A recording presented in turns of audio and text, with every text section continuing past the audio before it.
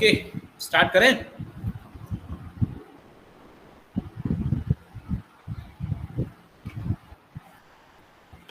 चलो भाई स्टार्ट करते हैं। ओके ठीक है, तो आई होप सबकी तैयारी बहुत अच्छे से चल रही होगी। ठीक है, डाउट्स मेरे पास आ रहे हैं तो जितना हो पा रहा है मैं सोल्व कर पा रहा हूँ सब लोगों के। और अगर किसी का छूट भी गया हो गलती से तो मुझे दोबारा पिंग कर दिया करो। ठीक है, बाकी मैं कोशिश करता हूँ पूरी टाइम पे सॉल्व हो जाए। ठीक है, ओके।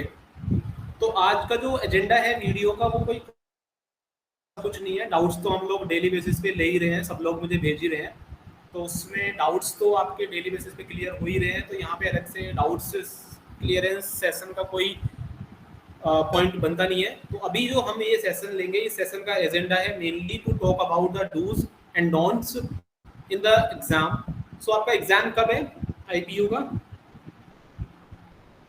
11 को है, 11 को भाई, 11 को। सो 11 जून को है। आज हो गई है 6 तारीख जो कि खत्म हो चुकी है, तो 11 को एग्जाम है। ठीक है, तो अपने पास में मोटे मोटे 4 दिन बचते हैं, 7 तारीख, 8 तारीख, 9 तारीख और 10 तारीख। ये 4 दिन है। तो इन 4 दिनों में किस तरीके से चीजें मैनेज करनी है और एक्चुअल एग्जाम जो कि 11 को है उस दिन हम लोगों को किस तरीके से एग्जाम को अटेम्प्ट करना है। ठीक है, तो वो कुछ चीजें हम लोग डिस्कस करेंगे। सो मैं साथ के साथ कुछ नोट्स बनाता चलूंगा जितना बन पाएगा आप लोगों के साथ में। मैंने कुछ प्रिपरेशन नहीं की है, इतना टाइम नहीं था कि मैं प्रिपेयर करके तब आपके सामने आता, तो आपके साथ ही डिस्कस करूंगा। जो जो आपको चीजें दिख रही हैं वही वही हम लिखेंगे। ठीक है, तो मैं स्क्रीन शेयर करता हूँ, वेट अ मिनट।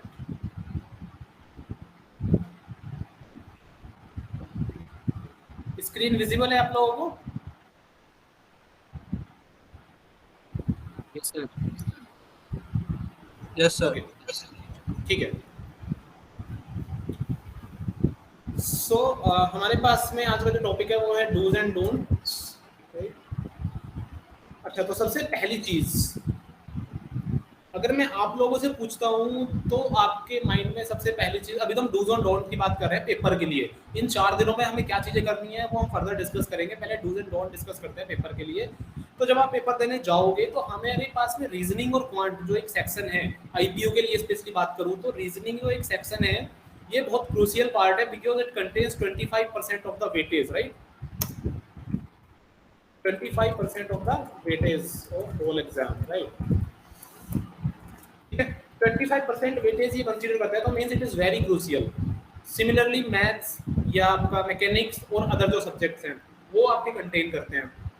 अब बात करते हैं कि जब आप एग्जाम दे रहे होगे तो एग्जाम, अगर मैं श्योर हूं तो आई थिंक मिक्स होके नहीं आता है। जो सब्जेक्ट्स हैं वो अलग से क्लासीफाई हो जाते हैं कि हाँ अब रीजनिंग शुरू हो गया है, अब मैथ शुरू हो गया है। तो क्या मैं सही बोल रहा हूँ? Yes sir, yes sir. Okay, so ये बहुत अच्छी बात है, मिक्स होके नहीं आ रहा है। तो आप अपने आप में एक प्रिपरेशन कर सकते हो कि आपको सबसे पहले कौन सा सब्जेक्ट पिक करना है, राइट? तो सबसे पहला स्टेप है ये, एग्जाम जब आप लेके बैठोगे तो सबसे पहला स्टेप है कि आप सबसे पहले क्या पिक करोगे, कौन सा सब्जेक्ट पिक करोगे स्टार्ट करना। तो I want your poll here कि कौन क्या सोचता है एग्जाम जाने के लिए, वो आप कमेंट में लिख के मुझे बताओ एक बार कि आप क्या सोचते हो, कौन सा सब्जेक्ट सबसे पहले पिक करोगे आप जाके? मैकेनिक्स। अक्सर कंप्यूटर कर लेंगे पहले। शिवम कह रहा है मैथ्स। सर कंप्यूटर, उसके बाद कंप्यूटर कर लेंगे सर पहले, कंप्यूटर थ्योरी है ना वो जल्दी हो जाएगा। अच्छा, रीजन हमारा क्या होना चाहिए सब्जेक्ट पिक करते टाइम? तो रीजन बताया जो जल्दी हो जाए, जो जल्दी हो जाए और स्कोरिंग भी हो। जो जल्दी हो जाए और स्कोरिंग भी हो, बिल्कुल सही बात है। तो रीजन जो है हम कैसे डिटरमाइन करेंगे? Scoring plus easy for us plus scoring होना चाहिए, हमारे लिए इजी होना चाहिए कि हमारे माइंड को वो करते टाइम इजी लगता हो सकता है किसी को मैथ्स इजी लगता हो, दैट्स गुड, है ना? हमारे को इजी लगता हो, स्कोरिंग हो, और क्या चीजें होनी चाहिए सर? कम टाइम ले। हाँ जी सर कम टाइम में हो जाए। कम टाइम में हो जाए, ऐसा? देखो टाइम तो सबका अपना अपना डिवाइडेड होता है, किसी में 1 मिनट कम, किसी में 1 मिनट ज़्यादा, बट ऑलमोस्ट सबका टाइम इक्वली डिवाइडेड होता है, राइट। जैसे आपका कंप्यूटर है, कंप्यूटर में आपके ऑब्जेक्टिव क्वेश्चंस आते हैं, तो उसकी एक अपनी स्पीड होगी, क्योंकि उसमें कुछ सॉल्व तो करना नहीं है आपको, उसमें तो डायरेक्टली देखना है और मार्क करना है। रीजनिंग है, थोड़ा बहुत सॉल्व करना पड़ता है, तो हम एवरेज 1 मिनट पर क्वेश्चन मान के चलते हैं, और उसमें भी कुछ क्वेश्चंस ऐसे होते हैं तो जो हमारा टाइम रिड्यूस करते हैं। अगर आपके 25 क्वेश्चन आ रहे हैं तो वी होप कि आप उनको 15 से 20 मिनट के अंदर कर पा रहे होगे। अब मैथ्स की बात करें तो उनका जो एवरेज सॉल्विंग आता है वो आता है 1 मिनट से ज़्यादा, एवरेज सॉल्विंग, राइट। तो वो अपना टाइम लेता है, तो time I think it should not be a factor for us to start. और क्या हो सकता है सर? कॉन्फिडेंस बिल्डअप होगा, जो आता होगा वो कर लेंगे पहले तो। शुरुआत में बेस बनाने के लिए, एकदम दिमाग को वार्म अप के लिए।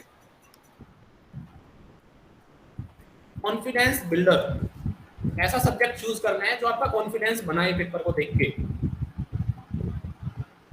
बिल्कुल सही बात है, ये बहुत अच्छी बात है, कॉन्फिडेंस बिल्ड होना चाहिए, ये बहुत सही बात है। क्योंकि अगर आप स्टार्टिंग में ऐसा सब्जेक्ट पिक कर लेते हो और उसके क्वेश्चन आपसे हो ही ना, है ना, तो उस केस में क्या होगा, आपका कॉन्फिडेंस गिर जाएगा।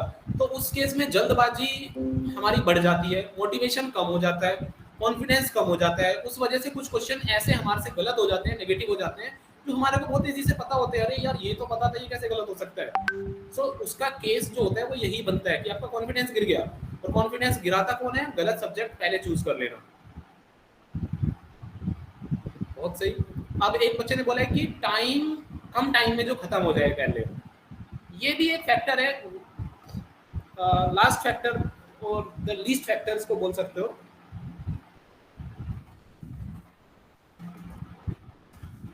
Taking less time to finish, तो अगर हम फैक्टर माने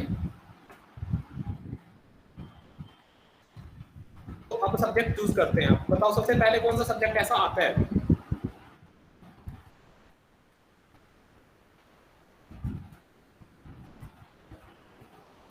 reasoning, mechanics, computer plus chemistry plus physics, maths, 4 section होते हैं, राइट।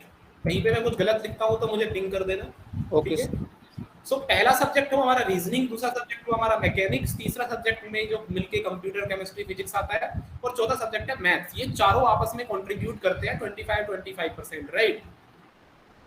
ओके, तो अगर मैं चूज करूं इनमें कि मैं पेपर में जाते टाइम सबसे पहले कौन सा चूज करना चाहता हूं, हाँ सर, मैथ्स छोड़ के कुछ भी। मैथ्स छोड़ के कुछ भी, ओके। सो यहाँ पे मैथ्स जो आ रहा है उसकी लीस्ट प्रायोरिटी बताई जा रही है, right, by maximum of the students. Yes sir, yes, minimum. अच्छा, फर्स्ट पे कौन सा आना चाहिए, सबसे पहले कौन सा चूज करोगे आप? रीजनिंग भैया। रीजनिंग, मैकेनिक्स या कंप्यूटर? ओके, मैकेनिक्स या कंप्यूटर? मैकेनिक्स या कंप्यूटर, ओके, उसमें भी बात करेंगे।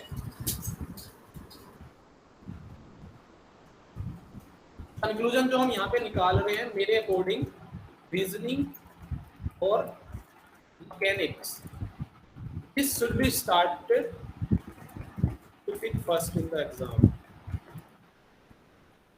कंक्लूजन हमारा निकला है रीजनिंग या mechanics to pick first in the exam. अब कुछ बच्चों ने बोला है कि कंप्यूटर, केमिस्ट्री, फिजिक्स भी पिक कर सकते हैं।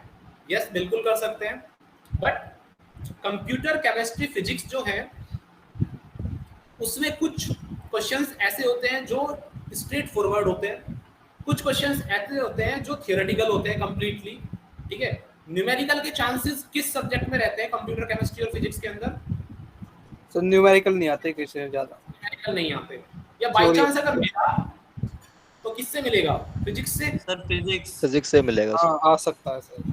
या फिर कंप्यूटर में कुछ नंबर सिस्टम आ गया तो, राइट, नहीं आएगा सर। आता है नहीं सर, बेसिक आता है।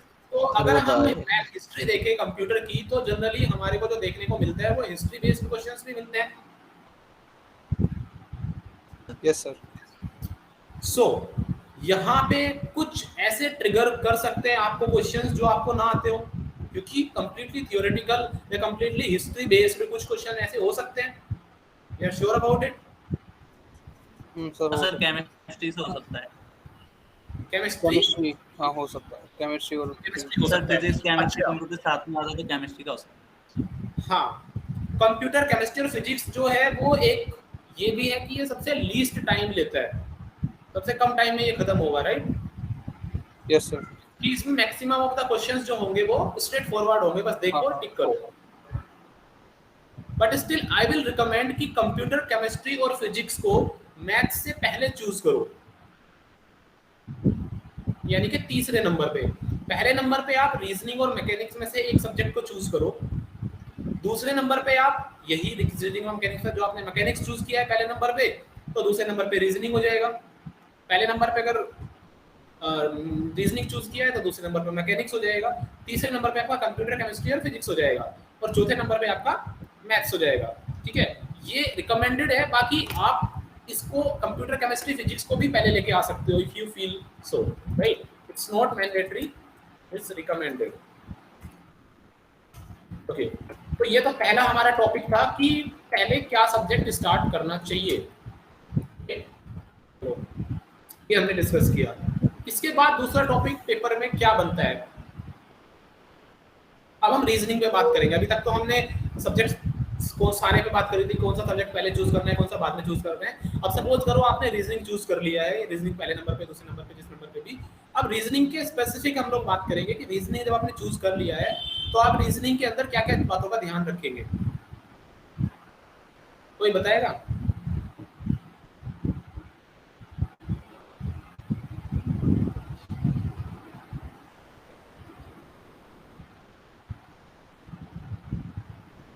हाँ सर, क्लॉक कैलेंडर हो गया जैसे, और अच्छा, हाँ ये बट क्लॉक कैलेंडर तो नहीं ना, वहां पे तो आपको रीजनिंग के लगातार क्वेश्चंस दिए होंगे। तो आप पहले ऐसा करोगे कि आप क्लॉक कैलेंडर के क्वेश्चन देखोगे कहाँ कहाँ पे है, पहले उनको सॉल्व करोगे? नहीं सर, जो जो आते रहेंगे वो करते रहेंगे टाइम में। जो जो आते रहेंगे वे करते रहेंगे, ये तो बिल्कुल सही बात है। तो यानी कि सीक्वेंस में क्वेश्चंस करने हैं, है ना? Yes sir.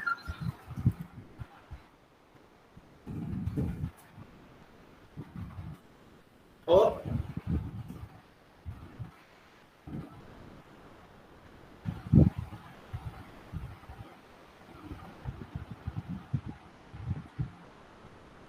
now the thing comes for the hit and trial method questions.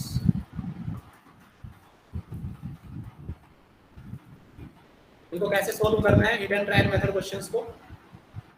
अगर आपको लगता है ये क्वेश्चन हिट एंड ट्रायल से होगा, यानी ऑप्शन को देख करके होगा, ऑप्शन को सेलेक्ट करके होगा, तो आप उस पे क्या अप्रोच लगाना पसंद करोगे? सर जय माता दी। जय माता दी। अच्छा, तो इसमें हम लोगों ने जो डिस्कस किया था वो क्या डिस्कस किया था? Starting from the last option first, right? जी sir. Then second last and so on. क्योंकि जनरली जब hit and trial method questions आते हैं तो एग्जामिनर जनरली सेट करता है कि ऑप्शन थर्ड या ऑप्शन फोर्थ आंसर दिया जाए, तो हम उसी को पहले ट्राई करेंगे। ये क्लियर है सब लोगों को? Yes sir. तो ये हर सब्जेक्ट पे अप्लाई होता है। आई थिंक अगर आपको कोई भी सब्जेक्ट जो है वो दिख रहा है कि ये हिट एंड ट्रायल से होगा, उसका क्वेश्चन चाहे वो फिजिक्स हो, केमिस्ट्री हो, मैथ्स हो, इवन या क्यों ना हो, ठीक है, तो आपका अप्रोच यही रहना चाहिए कि लास्ट ऑप्शन पहला लिया जाए, क्योंकि एग्जामिनर का माइंडसेट ही यही होता है क्वेश्चन बनाते टाइम कि तीसरा या चौथा ऑप्शन दिया जाए, because examiner wants to waste your time at max for the single question, है ना? तो ये हर सब्जेक्ट में अप्लाई कर सकते हैं हम लोग, राइट? राइट सर, बिल्कुल। ओके, नेक्स्ट, तो हिट एंड ट्रायल मेथड पे हम लोगों को यही अप्रोच अप्लाई करनी है, ठीक है? नाउ मूविंग फॉरवर्ड, नेक्स्ट जो हिंट है आप लोगों के लिए एग्जाम के क्वेश्चंस करते टाइम, अभी हम कॉमन हिंट्स की बात कर रहे हैं, कोई भी चैप्टर स्पेसिफिक हिंट की बात नहीं कर रहे हैं, ठीक है। Hit and trial method questions हम लोगों ने देखा, उसके बाद और क्या हो सकता है बताओ?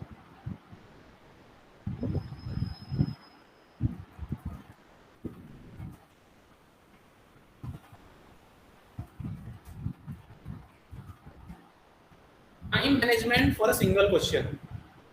कभी कभी ऐसा होता है हम लोगों से कि अगर एक क्वेश्चन को हम पढ़ने लगे, उसको सोल्व करने लगे, कभी कभी ऐसा होता है कि वो क्वेश्चन 2 मिनट ले जाता है, 3 मिनट ले जाता है, और कुछ ऐसा हमारे माइंडसेट में ऐसा बैठ जाता है कि नहीं ये तो करके रहना है ना। कभी कभी ऐसा होता है, हम लोग टाइम भूल जाते हैं, उस क्वेश्चन में खो जाते हैं, उस क्वेश्चन को सोल्व करने में खो जाते हैं, हमें अप्रोच नहीं मिल पा रही होती है। फिर भी फॉर एग्जांपल सीरीज कंप्लीशन का क्वेश्चन है, इंसर्टिंग द मिसिंग कैरेक्टर का क्वेश्चन है, या फिर कोडिंग डिकोडिंग का क्वेश्चन है, लेटर कोडिंग का क्वेश्चन है। इसमें कुछ क्वेश्चन ऐसे हो सकते हैं जिसमें हम लोगों को बहुत सारी अप्रोच ट्राई करनी होती है, तो उसमें कभी कभी ऐसा होता है कि अप्रोच मिल ही नहीं रही है, बहुत देर हो गई है ना।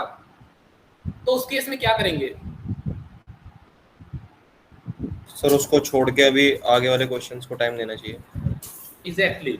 सो उस क्वेश्चन में 2 मिनट 3 मिनट कभी वेस्ट नहीं करनी है।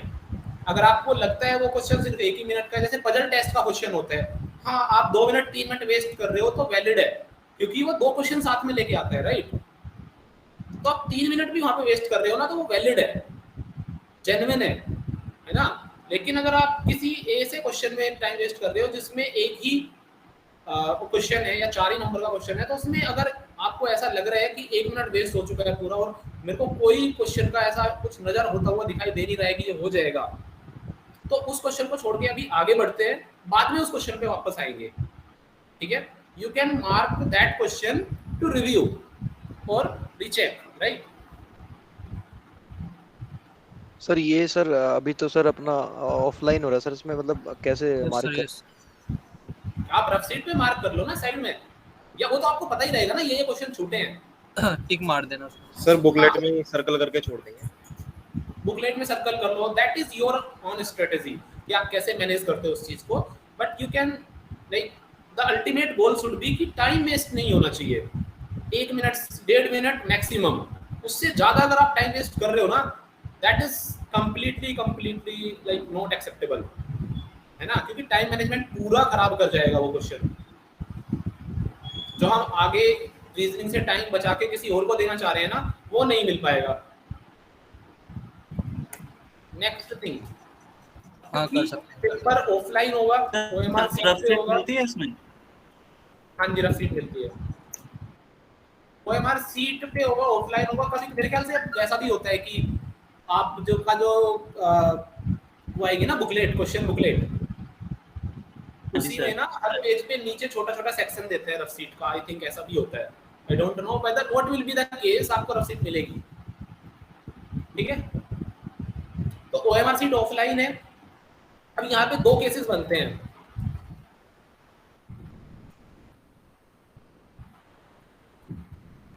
फिल ओएमआर पैरेलली, या तो ओएमआर को पैरेलली फिल करो, या fill OMR in the end. तो आप कौन सा प्रेफर करोगे?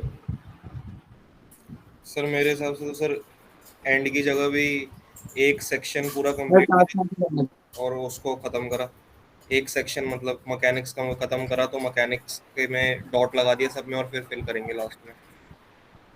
ओके, सर हल्का हल्का मार्क कर दिया, मतलब लास्ट में पूरा प्रॉपर कर रहे हैं। ओके। सो यहाँ पे बेसिकली अप्रोच जो है वो वेरी कर सकती है। मैं यहाँ पे कुछ स्पेसिफिक या स्ट्रेट फॉरवर्ड या स्ट्रिक्ट अप्रोच नहीं बताने वाला कि आपको ऐसे ही करना है, because it varies from one mindset to another mindset. But according to my mindset I always feel parallelly,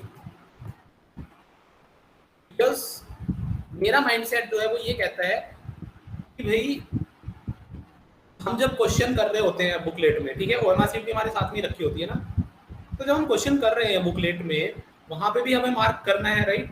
वहां पे भी आप सर्किल करोगे या टिक तो लगाओगे ना ऑप्शन पे।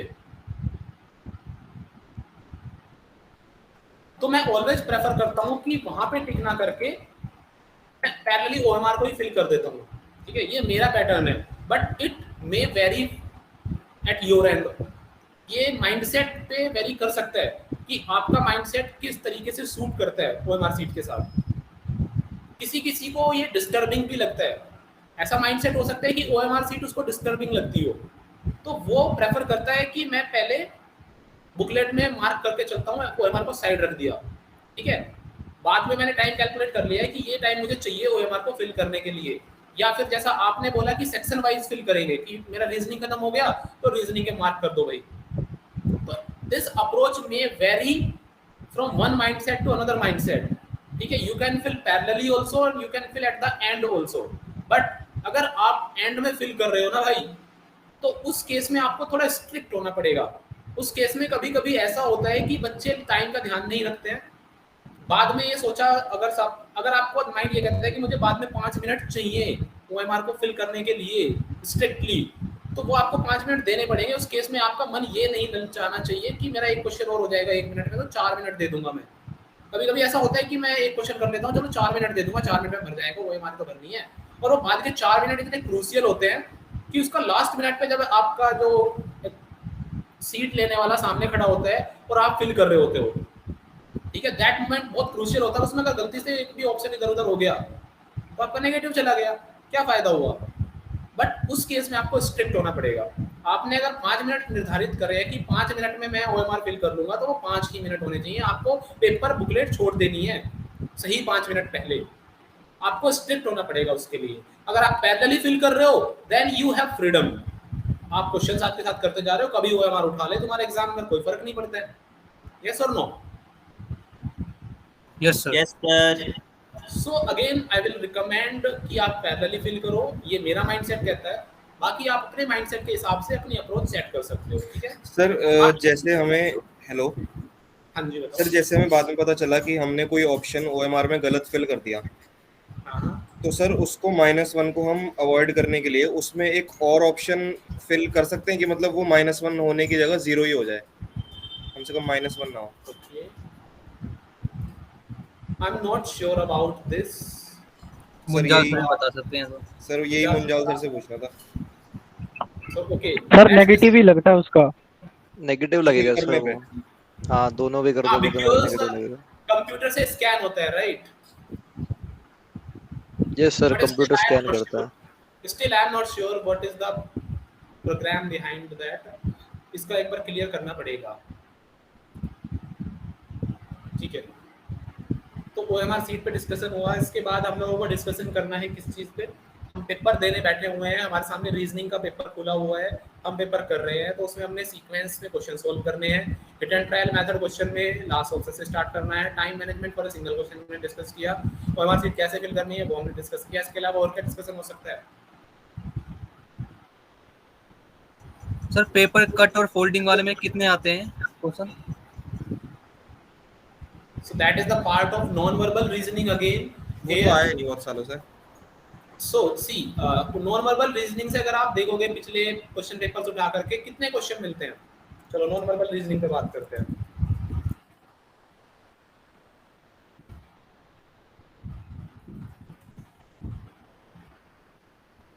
कितने क्वेश्चन आपने जनरली देखे हैं एग्जाम के अंदर? अगर आपने प्रीवियस क्वेश्चन दिया हो non-verbal reasoning का क्वेश्चन, क्या दो? एक या दो तो कहना गलत होगा, बट एवरेज अगर आप देखोगे पिछले 5 से 6 साल में 3 से 4 क्वेश्चन हम लोगों को देखने को मिलते हैं। बिकॉज आप काउंटिंग ऑफ फिगर को किस में काउंट करते हो? Counting of figure is also the part of non verbal reasoning, right? Yes sir. So non verbal reasoning के अंदर क्यूब एंड डाइस भी काउंट होता है, राइट?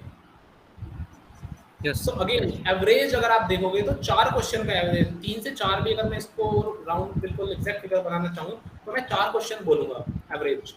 तो 4 क्वेश्चन नॉन वर्बल रीजनिंग से आते हैं। अब 4 क्वेश्चन में से अगर आप एक क्यूब एंड डाइस से मान के चलो, एक काउंटिंग ऑफ फिगर से मान के चलो, 2 बचे 2 क्वेश्चन जो कि आपको वाले मिलेंगे। क्या तो आपके जो आप बोल रहे थे अभी, folding and cutting of the paper, series completion, analogy, water image, mirror image, embedded figures and यही मेन चैप्टर्स हैं नॉन वर्बल रीजनिंग के अंदर, राइट?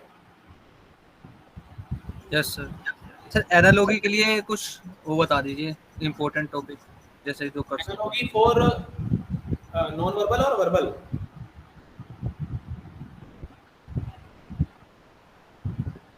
आप एनालॉजी Verbal। वर्बल वाला हाँ वर्बल वाले में। ठीक है, I will try to like, मैंने बहुत सारी चीज़ें तो बताई भी हुई हैं, बहुत सारे टॉपिक्स। उसके अलावा मैं आपको कुछ इकट्ठा करके देता हूँ टॉपिक्स, ठीक है, जो आप इन 4 दिनों के अंदर रिवाइज कर सकते हो। Yes sir. ठीक है, okay, I will try to give it by tomorrow morning. ठीक है, ओके। सर इस साल पॉइंट कम आएगा? सर इस साल पॉइंट कम आएगा? नहीं, ऐसा किसने बोला? उजाल सर ने बोला था। कितना भी आए, but level is very easy and worst case is moderate, not the hard. आप प्रीवियस ईयर क्वेश्चंस देखोगे उसके नंबर सिस्टम, सॉरी क्वांट के, तो लेवल इज इजी और the moderate only. Worst case में मॉडरेट है, हार्ड तो है ही नहीं। ठीक है, तो आप बेसिक्स सर जो क्वांट होता है रीजनिंग में आएगा या मैथ्स में आएगा? रीजनिंग के अंदर ही कुछ क्वेश्चंस के आते हैं। पिछली बार सर थोड़े आ रहे थे मैथ्स में भी। क्या चीज? पिछली बार थोड़े मैथ्स में भी थे क्वांट के। कौन से चैप्टर से? सर वही वो जो डिजिट्स वाले होते हैं ना नॉर्मल, वही थे। वो तो नंबर सिस्टम में आता है ना, मैथ्स नंबर सिस्टम का पार्ट है एक्चुअली।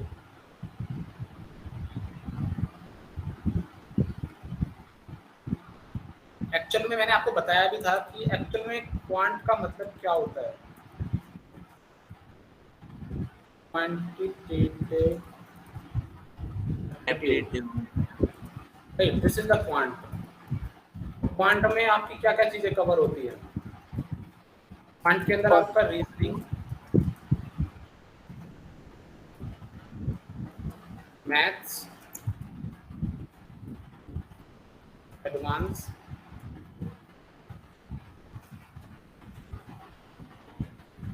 अरिथमेटिक, ये है क्वांट एक्चुअल में अगर देखा जाए आइडियली। आईपीयू ने बीच में रीजनिंग के अंदर क्वांट घुसा दिया है जिसका कोई सेंस बनता नहीं है, बट स्टिल अगर आप क्वांट की डेफिनेशन को देखोगे तो quant means quantitative aptitude and this is aptitude which can be quantized and quantization we are doing in reasoning also and maths also. तो चाहे वो एडवांस मैथ हो, अरिथमेटिक हो या रीजनिंग हो, both these all are the part of quantitative aptitude. ये ideal चीज है। अगर आप एसएससी का पैटर्न उठा के देखोगे या जो कॉम्पिटिटिव एग्जाम्स होते हैं उनका पैटर्न उठा के देखोगे तो उसमें क्वांट का मतलब यही होता है कि ये सारी चीजें, ठीक है। बट यहाँ पे हम लोग क्वांट किसी और चीज को ही बोल रहे हैं, तो उसमें कंफ्यूज होने की कोई जरूरत नहीं है। जितना हम लोगों ने किया है अभी तक केवल उसी को माइंड में रखना है और यही मान के चलना है कि इसी में से आएगा और इजी और मॉडरेट लेवल का आएगा, ठीक है। बिल्कुल भी कंफ्यूज नहीं होना है। सर आईपीयू के लिए ट्रेन वाला करने की जरूरत है? जब मैं ट्रेन वाला प्लेटफॉर्म वाला बताया था, मैं कैसे बोलूं कि जरूरत है या नहीं है? वैसे क्वांट में है वो, पता नहीं आएगा नहीं आएगा। तो ट्रेन वाला इतना इजी है जो अगर मैंने देखा जाए कुछ खास है नहीं। ट्रेन वाला आपका एप्लीकेशन है। सर देखा नहीं वैसे आज तक। सर कौन छोड़ के अगर मैंने आपको जब ट्रेन पढ़ाया था तो मैंने क्या बोला था ट्रेन के वेटेज के बारे में? सर आपने तो आईपीयू लेके गई थी, आ भी सकता है। हाँ, मैंने यही बोला था ना कि ट्रेन यानी कि आईपीयू जो है वो मोर ओवर एडवांस क्वांट पे फोकस करता है। सॉरी, डीटीयू के बारे में अगर आप स्पेसिफिकली कंसीडर करें तो वो डीटीयू के बारे में हाँ एडवांस मैथ पे फोकस करता है। अगर हम आईपीयू के क्वांट की बात करते हैं तो उस केस में नंबर सिस्टम एंड उसके बाद में नंबर सिस्टम से रिलेटेड जितने एप्लीकेशंस होते हैं पहले उन पे फोकस करता है। जैसे कि आपका रेशियो प्रपोर्शन हो गया, परसेंटेज हो गया, एवरेज हो गया या एज हो गया, या आपका उसके बाद प्रॉफिट एंड लॉस हो गया। उसके बाद अगर बात करते हैं तो टाइम एंड वर्क पे पहले फोकस करता है, टाइम एंड वर्क के बाद फिर टाइम एंड डिस्टेंस आता है। टाइम एंड डिस्टेंस का एप्लीकेशन है आपका ट्रेन या बोट एंड स्ट्रीम, है ना।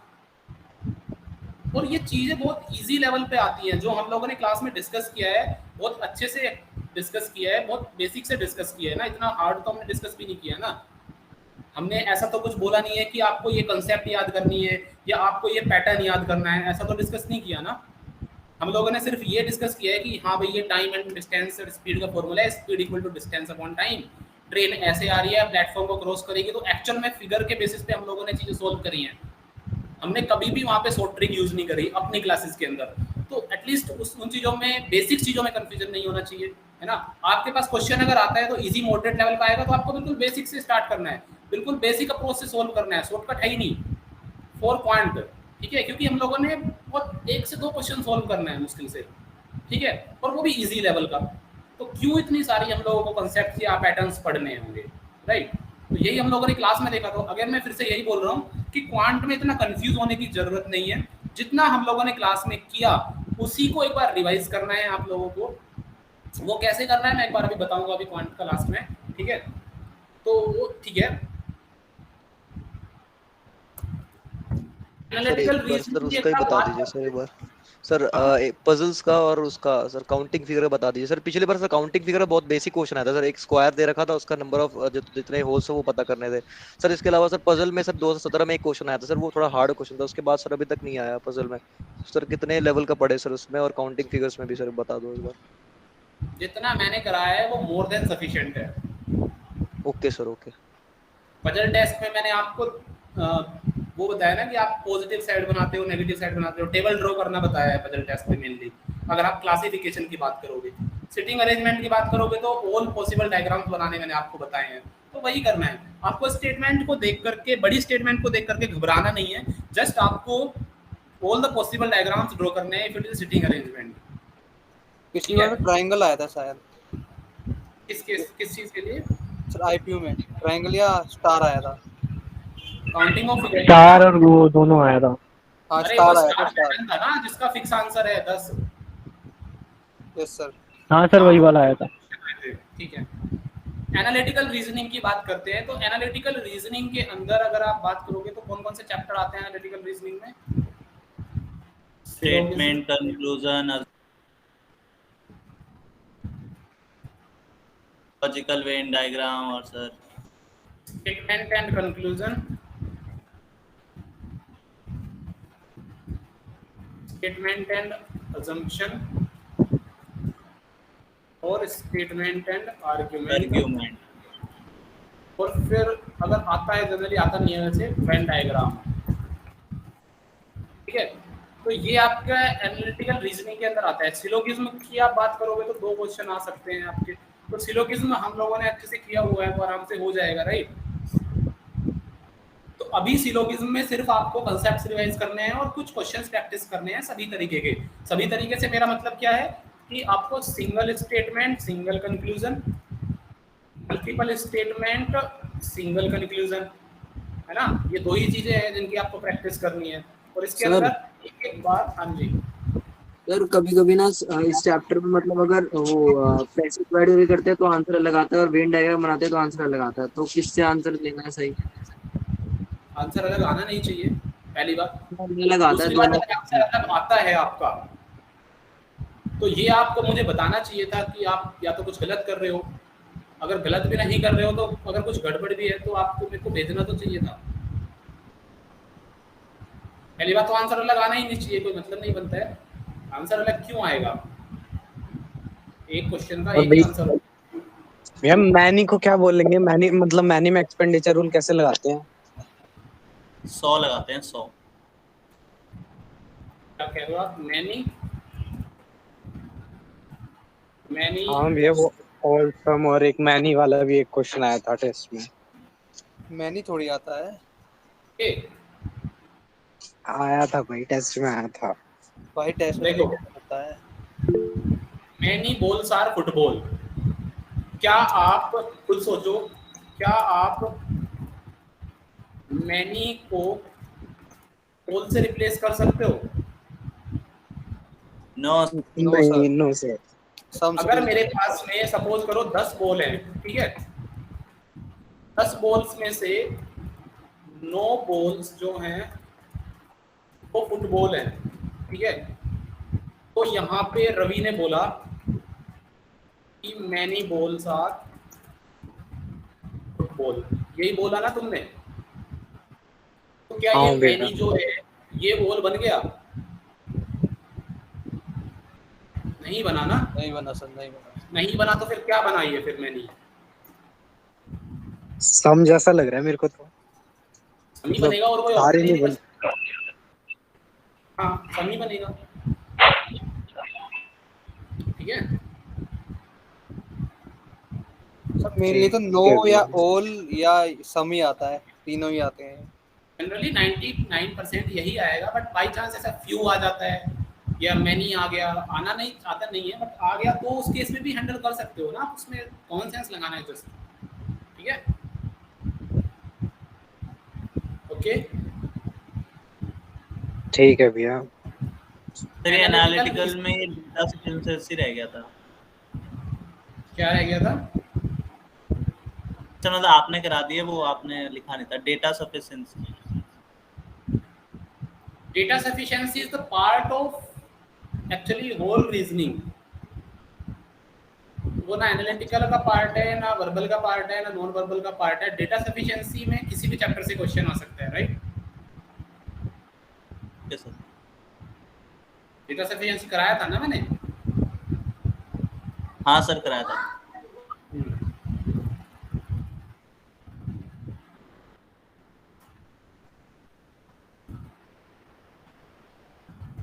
ओके, अभी तो हम बात करेंगे, वो बात करेंगे पेपर के डूज एंड डोंट्स में। आई थिंक डूज मैंने बताए, और सर- डोंट्स में क्या लगता है आपको? हाँ बोलो। सर जो सीटिंग अरेंजमेंट आता है किस लेवल का आता है? सिटिंग अरेंजमेंट किस लेवल का आता है? Yes sir. सिटिंग अरेंजमेंट अगर वो पजल टेस्ट से आ रहा है then it will be moderate for sure। moderate क्यों? क्योंकि it will be comprising at least 2 questions, right? है ना?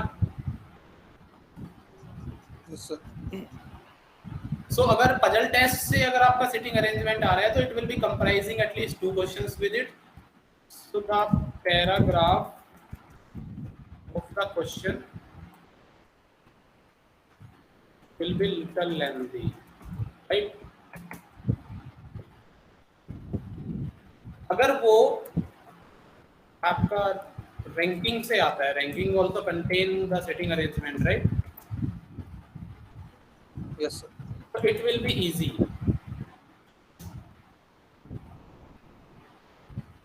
तो वो एक ही क्वेश्चन होगा, ठीक है। रैंकिंग से जनरली लीनियर बनता है, और लीनियर में आइदर ओवरलैपिंग होगी और विदाउट ओवरलैपिंग होगी, ये दो ही चीजें हैं, है ना?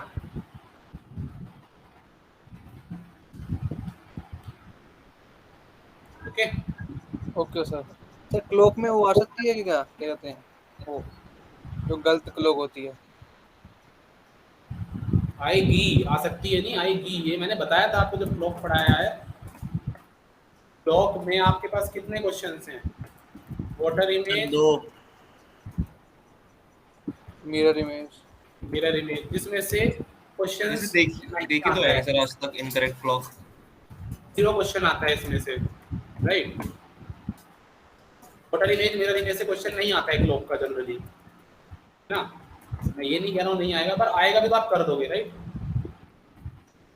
डिग्री प्रॉब्लम, एक क्वेश्चन 100% आएगा यहाँ से। सर पिछली बार आया था सर वाटर इमेज से और मिरर इमेज से। क्लॉक का? हाँ सर, उसमें 930 दिया हुआ था, उसका 230 आता आंसर। सर डिग्री प्रॉब्लम से ज्यादातर आता है, और ये जिसमें डिग्री दे रखी है और टाइम पूछा होता है सर उससे ज्यादातर आता है। तो वो तो बहुत सिंपल है ना, मैंने आपको उसमें फॉर्मूला भी बताया हुआ है, विदाउट फॉर्मूला भी बताया हुआ है इतने अच्छे से, दो बार बताया। नहीं क्वेश्चन क्या इनकरेक्ट क्लॉक का तो क्वेश्चन आया नहीं आज तक। हाँ सर, देखा नहीं है, मतलब 3 साल में तो नहीं देखा जब से क्वेश्चन पेपर हाथ में आ रहा है। सही बात। बट स्टिल मैं कहूँगा इनकरेक्ट क्लॉक का क्वेश्चन आएगा। इनकरेक्ट क्लॉक का क्वेश्चन सर आएगा। ऐसे बता दो कौन से आएंगे। सर आप ही तो नहीं बना रहे पेपर, करा दो सर, कुछ तो करा दो रैंक वैंक में। मैथ्स बता दो बस। सर हम बधाइयाँ देंगे सर आपको। अरे आप करके आओगे, चिंता मत करो भाई, सबकी रैंक बढ़िया बढ़िया आएगी। जितना कर लिया है हम लोगों ने बहुत मोर देन सफिशिएंट है वो, ठीक है।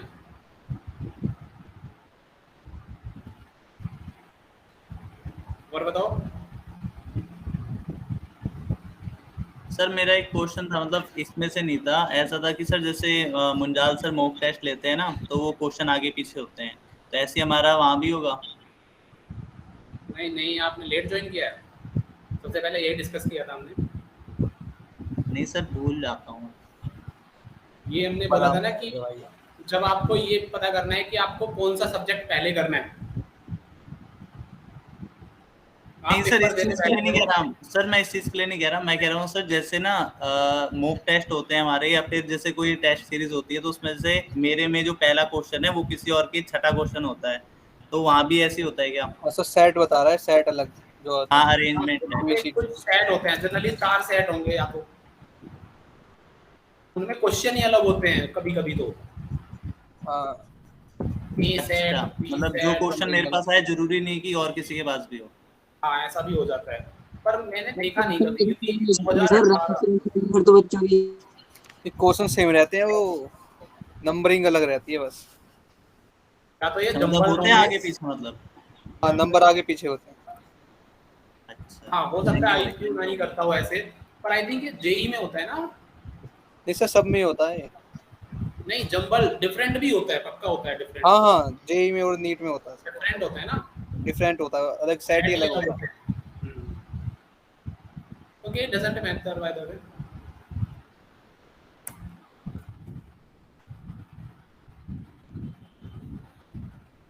सो नाउ अभी तक हम लोगों ने देखा कि पेपर के टाइम पे क्या करना है, पेपर के दिन क्या करना है, ठीक है। अभी हमारे पास 4 दिन बचे हुए हैं, इन 4 दिनों में क्या करना है?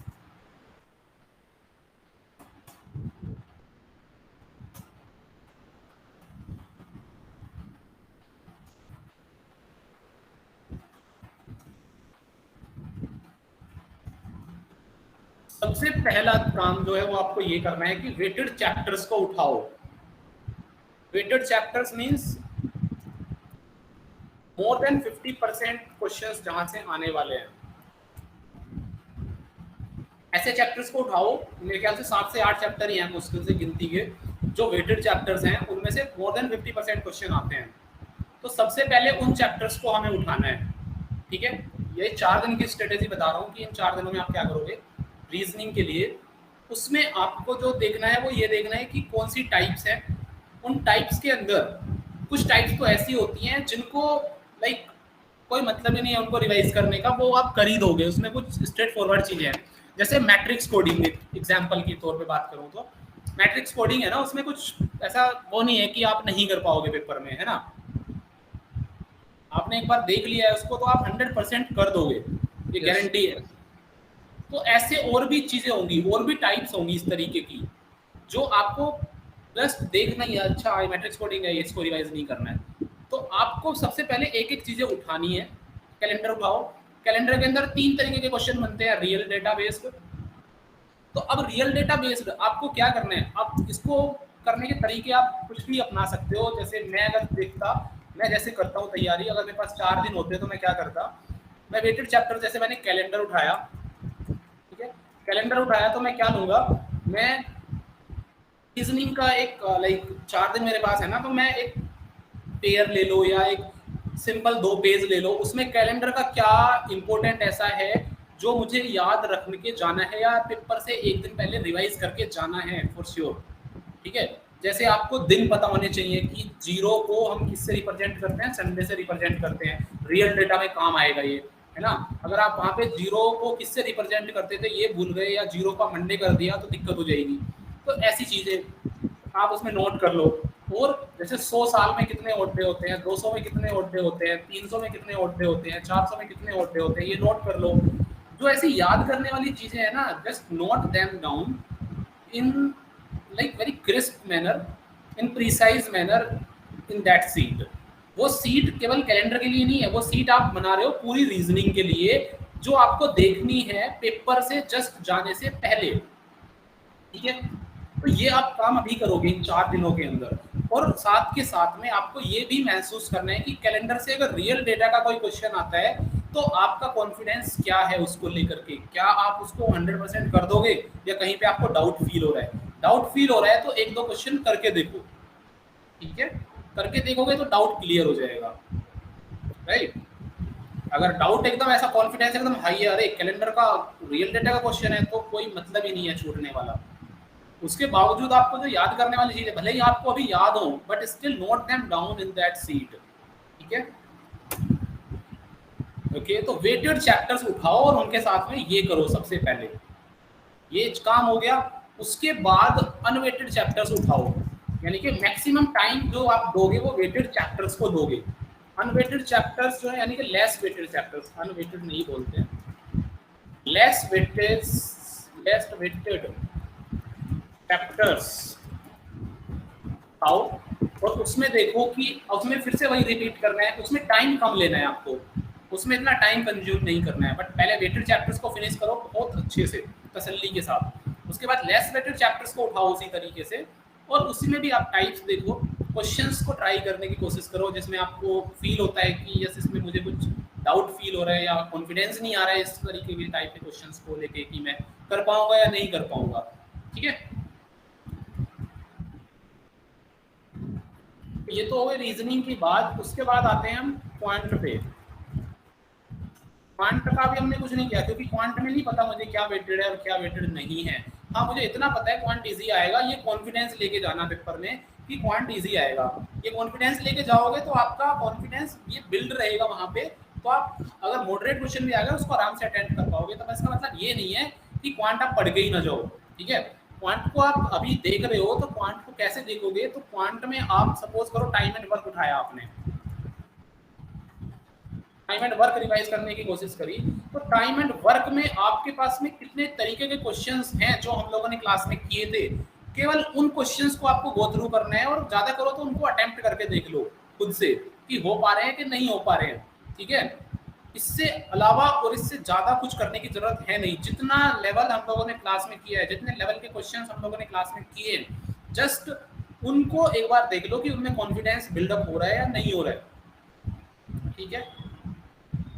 तो ये चीज आप क्वांट में करो और उस ये मान के चलो कि बस वही लेवल आपको एग्जाम में मिलेगा 100%, ठीक है। ये मान के जाओगे तो वो कॉन्फिडेंस वहाँ पे एग्जाम में रहेगा आपका, तो आप आराम से क्वेश्चन सॉल्व कर पाओगे, ठीक है।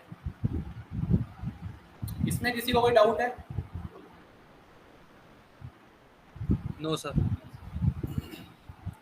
ठीक है, तो अब और क्या करना है 4 दिन के अंदर? ये मेरे ख्याल से आई थिंक ये जैसे 4 दिन का रीजनिंग का बनाया है, ऐसे आपको हर किसी सब्जेक्ट का बनाना चाहिए कि इन 4 दिनों के अंदर आपको किस तरीके से एक बहुत ही प्रीसाइज और क्रिस्प रिवीजन करना है।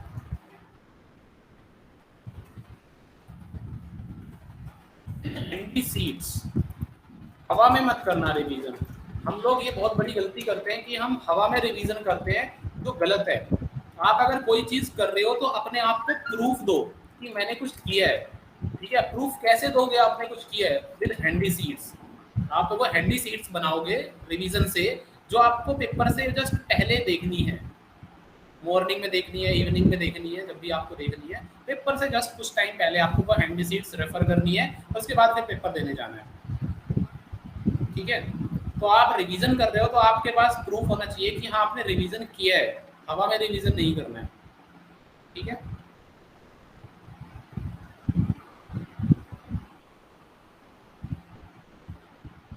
और कोई चीज डिस्कस करनी है यहाँ पे डूज एंड डोंट्स के बारे में, रिवीजन के बारे में, तो बताओ।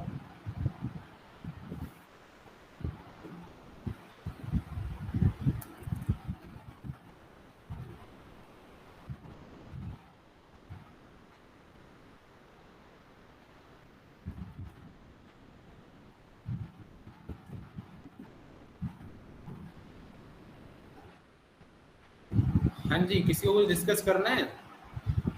हाँ मेरे को पढ़ने का मन नहीं कर रहा है, क्या करना पड़ेगा उसके लिए? किसके लिए? मोटिवेशन नहीं मिल रही है भैया। मोटिवेशन नहीं मिल रही है भाई? तुम्हें मोटिवेशन नहीं मिलेगी हेलो तो किसको मिलेगी? सर, नमस्ते। हाँ भाई। हाँ सुमित भाई, क्या हाल है? सर नमस्ते सर, मैं कह रहा था मैंने ना ये वो कर दिए थे मिस, तो मैं दोबारा कैसे अटेम्प्ट करूं? क्या मिस कर दिया? अरे ये जो मॉक टेस्ट था आईपीओ वाला। ये तो मुंजाल सर बताएंगे। आपके पास एक्सेसिबल नहीं है क्या आप? अरे उसमें यू वर एब्सेंट एब्सेंट कर रहा है। तो खोल के भी नहीं, ओपन भी नहीं करके देख सकते क्या? नहीं ना सर, वही मेरे को लगा था कि कोई बात नहीं, हो गया तो ओपन तो कर ही लूंगा, देख लूंगा। अब पता नहीं क्या हो रहा है। तो एक बार मुंजाल सर से पूछना पड़ेगा इस बारे में। तो सर आप कर लेते। अरे सर आ गए।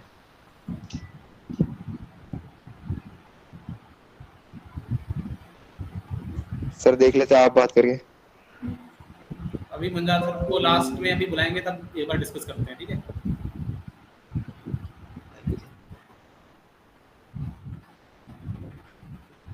कॉन्फिडेंस और मोटिवेशन अभी के केस में कैसे आएगा तुम्हारे अंदर? कॉन्फिडेंस मोटिवेशन तभी आएगा जब आप ऐसी चीजों को देख रहे होगे जो आपको बहुत इजी या हलवा लग रही होंगी। यानी कि आप कुछ चीज कर रहे हो, किसी चीज को जब हम करते हैं और वो चीज हो रही होती है तो एक अंदर से मोटिवेशन जनरेट होता है उस चीज को लेकर के, और एक बिल्डअप होता है कॉन्फिडेंस पैरेलली, ठीक है? तो आप जब देखोगे, चीजों को देखना शुरू करोगे, तभी चीजें बिल्डअप होंगी। कॉन्फिडेंस हो या मोटिवेशन आएगा, वो इसी तरीके से आएगा जब आप उन चीजों को करना शुरू करोगे। ऐसे ऊपर से देखोगे चीजों को तो कुछ नहीं होने वाला, फिर डर ही लगेगा। तो आपको डरना नहीं है, ठीक है? चीजें बहुत इजी आने वाली है, बहुत मॉडरेट आने वाली है, कोई डरने वाली बात नहीं है, कोई कंफ्यूजन नहीं होना चाहिए। जो आपके पास में है उसको पकड़ के रखो। जो जैसा जैसे रिवीजन आप प्रिपेयर करते हो, अपना स्ट्रेटेजी बनाते हो, उसको करते चलो।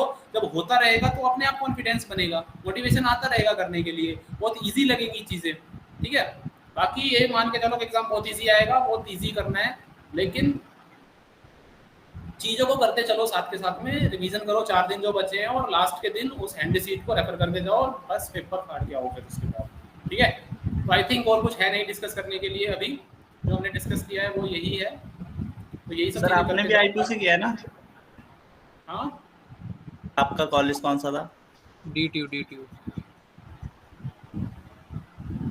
सर तो वो रैंक वाले हैं। अरे सर की नहीं पता तेरे को? भूल जाता हूँ भाई मैं। भाई बुक में 2 बार फोटो है सर की। ओके,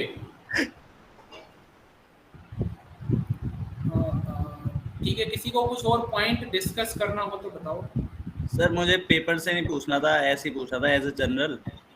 ये ईसी क्या होती है सर? ये इलेक्ट्रॉनिक कम्युनिकेशन के बारे में बताओगे आप? कौन सी ब्रांच है तुम्हारी? सर मेरी मैकेनिकल से हो?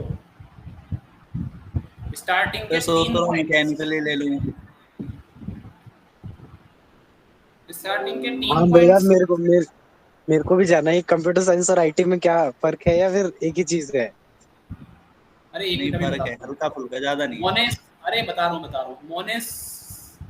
मोनेस कुमार गुप्ता, कौन से 3 पॉइंट की बात कर रहे हो भाई? ये 3 पॉइंट की बात कर रहे हो?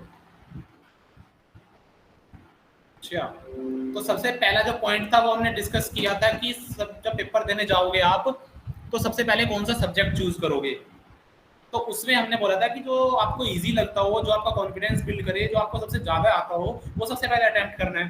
तो उसमें कंक्लूजन ये निकला कि जनरली रीजनिंग या मैकेनिक्स, इन दोनों में से सबसे पहले आप कोई सा एक अटेम्प्ट करो, या तो रीजनिंग या मैकेनिक्स, जो भी आपको इजी लगता हो, ठीक है?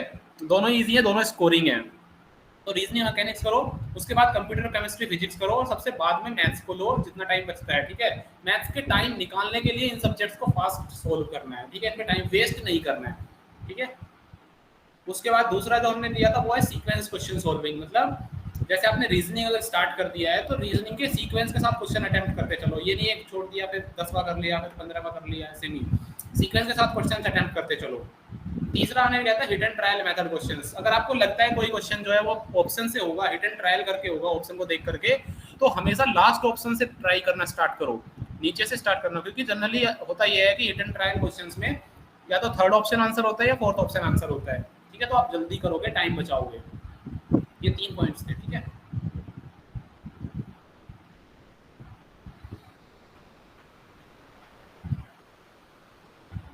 हाँ, आप बोलो क्या बोल रहे थे भाई तुम, कौन क्या difference?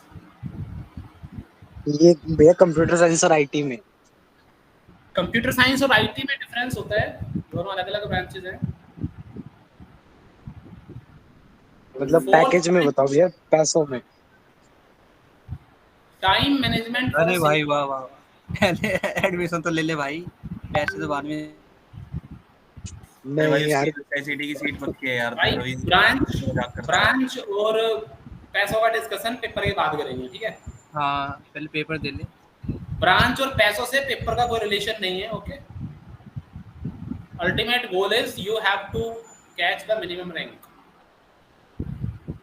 Time management for a single question ये था भाई कि अगर आपका कोई भी क्वेश्चन आ गया है पेपर में जिसमें आप स्टार्ट कर दिए हो क्वेश्चन को सोल्व करना, 1 मिनट हो चुका है पूरा, लेकिन क्वेश्चन का अप्रोच पकड़ में नहीं आ रहा है कि कैसे करेंगे, 1.5 मिनट आपने टाइम वेस्ट कर दिया। जैसे कोडिंग डिकोडिंग का कोई क्वेश्चन आ गया, आपको पता ही नहीं लग पा रहा है कि क्या कोडिंग हो रही है, बस उसको रफ सीट पे करे जा रहे हो 1.5 मिनट हो चुका है, ठीक है। तो इस तरीके से कभी ऐसा होता है कि हम लोग क्वेश्चन को ट्राई करते टाइम ना टाइम भूल जाते हैं, 3-3 मिनट निकाल देते हैं एक क्वेश्चन पर, फिर भी नहीं होता वो। ये होता है जनरली, और ये इस तरीके के क्वेश्चंस में होता है जिसमें अप्रोच डिफरेंट हो सकती है। जैसे सीरीज कंप्लीशन का क्वेश्चन हो गया, कोडिंग डिकोडिंग का क्वेश्चन हो गया, इंसर्टिंग द मिसिंग कैरेक्टर का क्वेश्चन हो गया, ठीक है। तो उसमें ये चीजें हो सकती हैं। तो वो उसके लिए हम लोग क्या कर रहे हैं कि एक क्वेश्चन के लिए आपका 1 से 1.5 मिनट होना चाहिए। उस टाइम पे अगर आपको ट्रिगर हो चुका है कि ये क्वेश्चन ऐसे होगा तो करो उसको, अदरवाइज उसको लीव करके अभी आगे के क्वेश्चन सोल्व करो और उसको एक रिव्यू के लिए मार्क कर दो, इसको बाद में देखेंगे, ठीक है।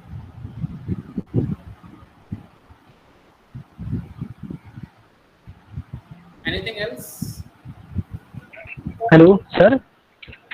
हाँ जी सर, आपने कॉम्बिनेशन फिगर में सर आपने एक हेल्पर वाला बताया था जिसमें ट्रायंगल्स को हेल्पर की मदद से वो करते थे हम लोग काउंट। सर उस टाइप के क्वेश्चन आएंगे सर हमारे, क्योंकि सर वो बहुत लेंदी हो जाता है। नहीं, लेंदी नहीं होता है वो, बहुत इजी क्वेश्चन आता है। आपका जो मैक्सिमम स्क्वायर 4 मैक्सिमम स्क्वायर आते हैं और 4 कोई ज़्यादा लेंदी नहीं है। 4 1 मिनट से कम में सोल्व किया जा सकता है। नहीं सर, जिसमें ट्रायंगल्स आते थे सर हेल्पर की मदद से, सर उसमें 3 स्क्वायर दिए रहते थे बॉक्स जैसे। हाँ, उसी का बोल रहा हूँ। 4 स्क्वायर अगर हैं आपके साथ डायगोनल वाले, तो 4 स्क्वायर में अगर आप देखोगे, एक स्क्वायर में कितने होते हैं, 8 ट्रायंगल बनते हैं, राइट। तो 8 चौका 32, तो वो 4 स्क्वायर के अलग से हो गए। उसके बाद में आपका आप कॉमन पॉइंट्स आपको ढूंढने हैं। जस्ट कॉमन पॉइंट ढूंढो, पहले दूसरे का, दूसरे तीसरे का, तीसरे चौथे का, चौथे और पहले का कॉमन पॉइंट ढूंढ लो और उसकी मार्क कर दो। इसमें है क्या, उसको पढ़ने में टाइम लगता है लेकिन क्वेश्चन सोल्व करने में तो टाइम नहीं लगता है। 5 भी अगर आ जाते हैं तो भी ज़्यादा टाइम नहीं लगता है, बहुत इजीली सोल्व हो जाएगा। और भैया ये पेपर जो है 15 मिनट पहले मिलेगा या फिर उसी टाइम पे मिलेगा पूरा 3 बजे ही? एडमिट कार्ड में आधे घंटे पहले पेपर आधे घंटे पहले मिल जाएगा। क्वेश्चन पेपर नहीं मिलेगा, OMR मिलेगी 2 बजे वो नाम वाम लिखने वाला मिल जाएगा। हाँ OMR मिलेगी, भरना पड़ेगा नाम वाम उसका। क्वेश्चन पेपर के बाद भाई वो OMR में क्या करूंगा, OMR का क्वेश्चन पेपर चाहिए मेरे को। जाके भाई धरना दियो 3 बजे। ओके, सो ये पूछा है किसी ने कि पेपर में क्वांट के कौन से टॉपिक्स जो है वो पहले करने चाहिए। नंबर सिस्टम सबसे पहले करो,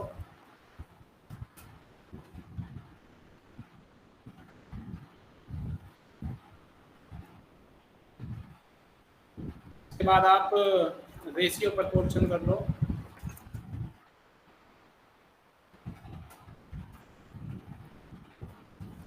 परसेंटेज कर लो, एवरेज कर लो, एज कर लो, प्रॉफिट एंड लॉस कर लो। उसके बाद बाकी बचे कर लो, टाइम एंड वर्क कर लो। उसके बाद सर सारे करने हैं हैं, क्या कह रहे हो? मैंने सारे चैप्टर्स करने हैं कौन के? सारे इसमें टाइम ही कितना लगना है, आप इसको एक दिन 2 दिन में कर सकते हो आराम से। रिवीजन ही तो करना है अभी। ये है, इनको कर लो।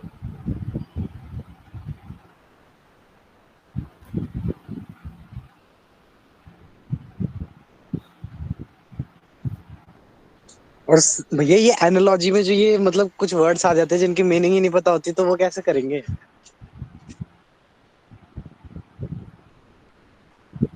मीनिंग नहीं पता होता है तो भाई कुछ नहीं कर सकते। बाय ऑप्शन करने का कोई वो नहीं है भैया? तुक्का मार सकते हैं भाई। प्रणव ने मेरे को एक क्वेश्चन भेजा है, इसका ये डायरेक्शन का क्वेश्चन है भाई। एक बार मेरे को ना डायग्राम बनाओ, खुद से ट्राई करो, डायग्राम बना के मुझे भेजो, ठीक है? फिर मैं बताता हूँ, ठीक है?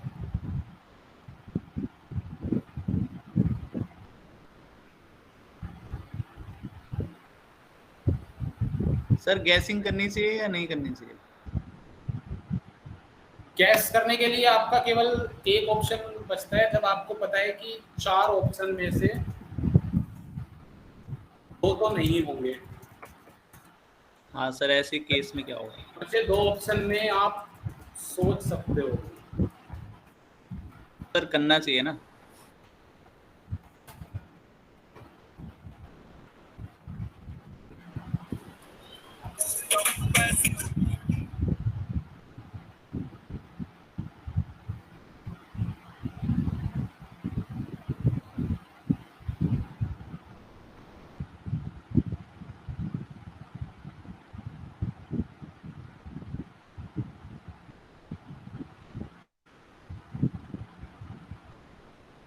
सर जी, अगर किसी क्वेश्चन में हमें डाउट है तो उसे अटेम्प्ट करना चाहिए या एक्यूरेसी मेंटेन करनी चाहिए? डाउट मतलब कि इसका गलत हो सकता है, मतलब वही गैस वाला। सर क्लास में आने का, क्लास में। हाँ, डाउट किस तरीके का डाउट कह रहे हो आप? मतलब अगर कोई क्वेश्चन है जिसके दो ऑप्शन हम एलिमिनेट कर देते हैं कि ये तो नहीं होंगे, 2 ही ऑप्शन है हमारे पास। हाँ जी, हाँ जी। तो उसमें से हमें गैस करने चाहिए या फिर अपनी एक्यूरेसी को ही मेंटेन करना चाहिए? हाँ, वही तो मैंने बताया ना, अगर आपको किन्हीं 2 ऑप्शंस पे आके आप बच जा रहे हो तो आप कर सकते हो, यू कैन। बट अगर तीनों ही नहीं पता है तब नहीं करना चाहिए। हाँ जी, हाँ जी, बोलिए। सर इन 1-2 बच्चों को एक डाउट था, पूछना भाई किस किस को। हाँ, एक तो इसको शिवम को जो मॉक टेस्ट हुए हैं वो एक्सेस करने हैं दोबारा। कितनी बार एक्सेस करवाएं यार? सर मेरे को नहीं करने। हाँ सर मैं आता सुमित को। हाँ, सुमित को। बाकी यार सुमित यार, ये बात ठीक नहीं है ना, क्योंकि जो उनकी डेट थी उसके बाद भी उसको 31 मई तक रेगुलर खोला गया। मतलब ये ठीक बात नहीं है ना। 1 बार हो गया, 2 बार हो गया, फिर भी तुम कह रहे हो तो भाई कोई नहीं, तुम लोग हमसे परे थोड़ा ना हो। अगर रिजल्ट आएगा तो आपका भी आएगा, आपके माता पिता के लिए आएगा, इंस्टीट्यूट के लिए भी आएगा, तो सबके लिए आएगा। तो कोई नहीं, हम कल के टेस्ट के बाद, जैसे ही कल का टेस्ट होगा उसके बाद 9 तारीख तक सारे टेस्ट दोबारा खोल देंगे। और बताओ, बस सर इतना अगर नहीं खोल पाए तो उन सबकी पीडीएफ आपको आपके टेस्ट वाला जो है, जो टेस्ट का बैच है, उसके अंदर सारे टेस्ट की पीडीएफ मिल जाएंगी। ठीक है सर, ठीक है, ठीक है, हेलो, कोई दिक्कत नहीं, बस रिजल्ट आना चाहिए भाई, हमारी तरफ से तो यही है। हाँ, और बताओ भाई। सर मुझे ये पूछना था, जैसे ओएमआर में हमें चेक करते हुए पता चल जाए कि हमारा कोई हमने गलत फिल कर दिया है, तो क्या नाम है, हम बस उसमें गए आपके, अगर आपने गलत फिल कर दिया या डबल कर दिया या आपका बबल इस तरीके से हो गया या आप बबल प्रॉपर ना करा, जो भी है, तो वो माइनस में हो गया, -1 काउंट कर लो उसको। अच्छा, मतलब अगर डबल कर देंगे तो वो 0 कंसीडर नहीं होगा, -1 होगा। 0 कंसीडर का मतलब ही नहीं है, -1 है। 0 होगा जब अनटच रहेगा, आपने ना तो पेन चलाया ना पेंसिल, कुछ नहीं, वो 4 के 4 जो बबल थे वो अनटच रहे तो 0 होगा, अनआंसर्ड मतलब, तब वो 0 होगा। हाँ, अदरवाइज उस पे अगर पेन लग गया या चल गया तो वो -1 है, और अगर वो ठीक है तो +4 है। ठीक है जी। किसी और भाई को, वो अभिषेक पांडे आया था क्या क्लास में? हाँ सर मैं हूँ। पांडे ले लिए डाउट है? हाँ सर, वो भेज दिया सर ने मुझे। पता क्या हुआ, एक्चुअली शायद गोपाल के पास पेन टैब और होता, वो उसी जिस दिन मैं तेरे को पूछ रहा था उससे नेक्स्ट डे वो उसको पेन टैब भी दे हैंड ओवर कर चुका था श्रेयस को, तो थोड़ा सा हो गया। बाकी आप लोग अपना भेजो डाउट जितने भी हैं, कोई दिक्कत नहीं, जितने सबके पास पॉसिबल होगा उतना करेंगे। कल जो है आपका टेस्ट होने के बाद आकाश पंडित की भी एक क्लास ऐसी, आपके 25 क्वेश्चन जो कल के पेपर के होंगे, श्रेयस की भी क्लास कल ही रख देंगे।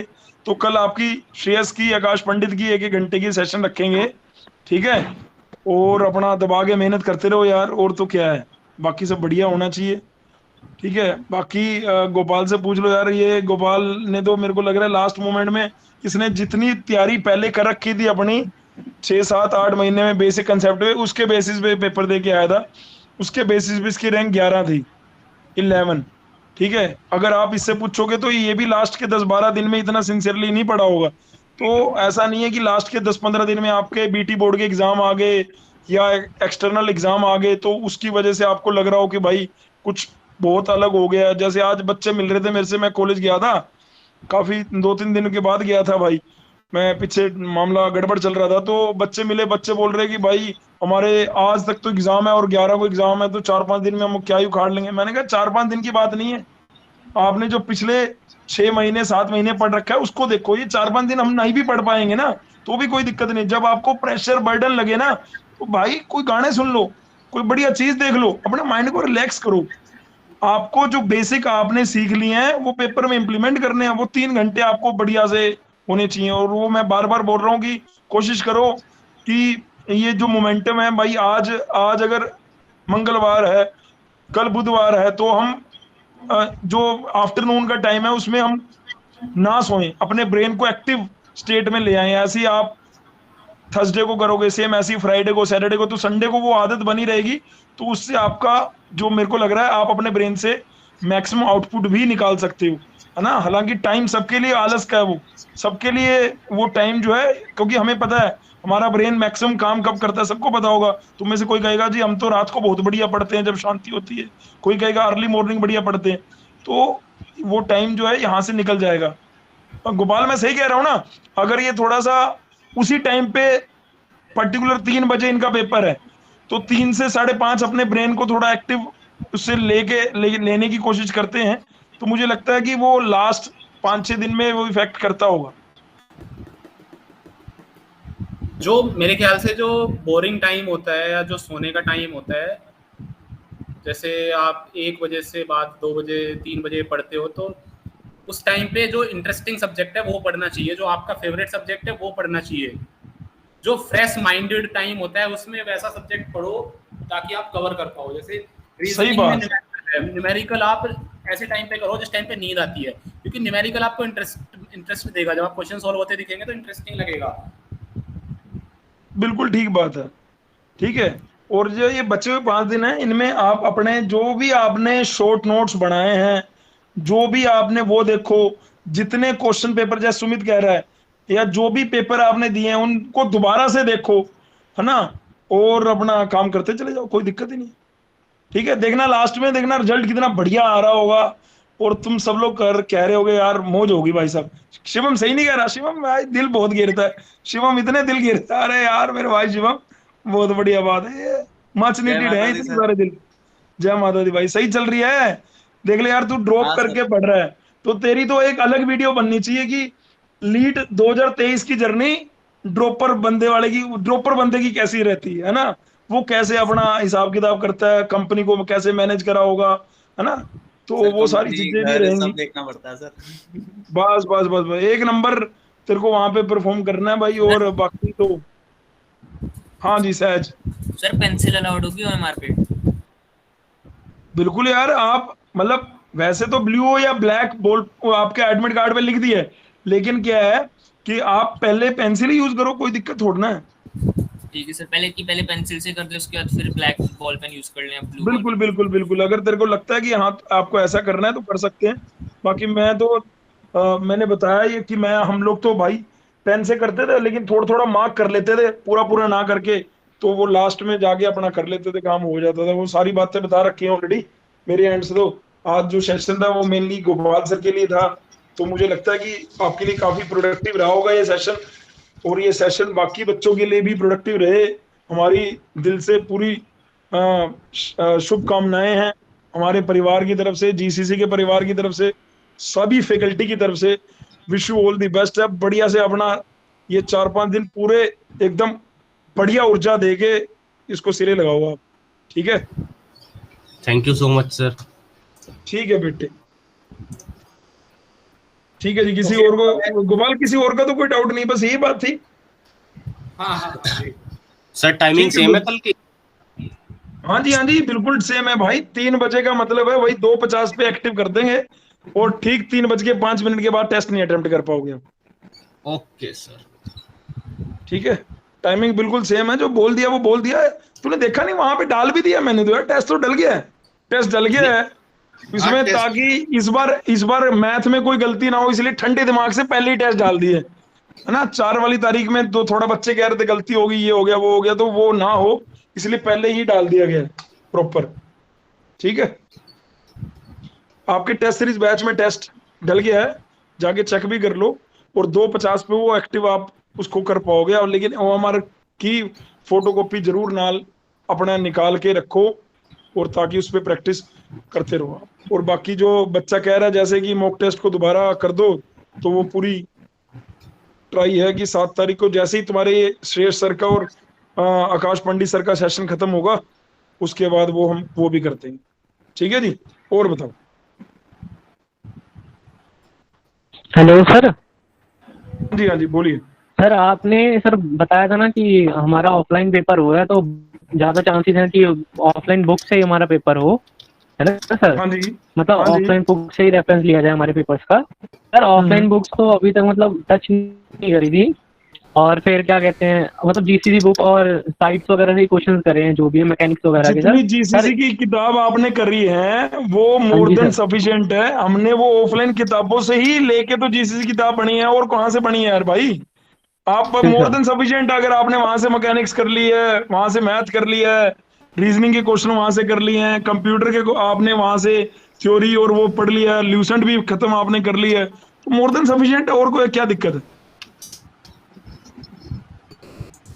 Okay sir. हाँ, टेंशन मत लो यार लास्ट टाइम पे, बिल्कुल भी तुम अपने पे विश्वास रखो कि जितना तुमने पढ़ रखा है वो बहुत है। और देखना पेपर में ये बहुत वर्ड बहुत काम आएगा। मैं कह रहा हूँ गोपाल, तुम्हारे सामने साक्षात एग्जाम्पल बैठा है। इसकी टाटा पावर में नौकरी लगी थी शायद फरवरी या मार्च में, और पेपर हुआ था शायद मई में हुआ था गोपाल आपका, या अप्रैल में हो गया था? अप्रैल में। तो 1 महीना इसने कुछ नहीं देखा होगा। नौकरी लगने के बाद मुझे नहीं लग रहा कि जब बंदे की मान लो 30,000 रुपए नौकरी लगी, तो वो कहाँ देखेगा? इसको पता लग गया था कि मेरे को बीटेक करनी ही नहीं है, आईपी से तो बिल्कुल नहीं करनी, अगर करनी है तो फिर वो डीटीयू से मैं देखूंगा, वो इसने करी भी लास्ट में, है ना। तो मतलब तो इसने भी बड़े, और लेकिन इसकी रैंक 11 कैसे आ गई? क्योंकि इसने जो मैथ के कंसेप्ट सैनी सर से या वो आकाश सर से या रीजनिंग या जो जितना भी चीजें कर रखी थी, तो एट द लास्ट वो अपना इसने वहां पे पेपर में इंप्लीमेंट करी। रैंक 11 थी। 11 का मतलब आप पूछ लेना इस टाइम, मेरे को पता नहीं इनके टाइम में 100 ही क्वेश्चन आते थे, 150। तुम्हारे टाइम में 100 आते थे? 150? इनके टाइम में 150 क्वेश्चन आया करते थे। उस टाइम पे आईपी में 150 क्वेश्चन होते थे।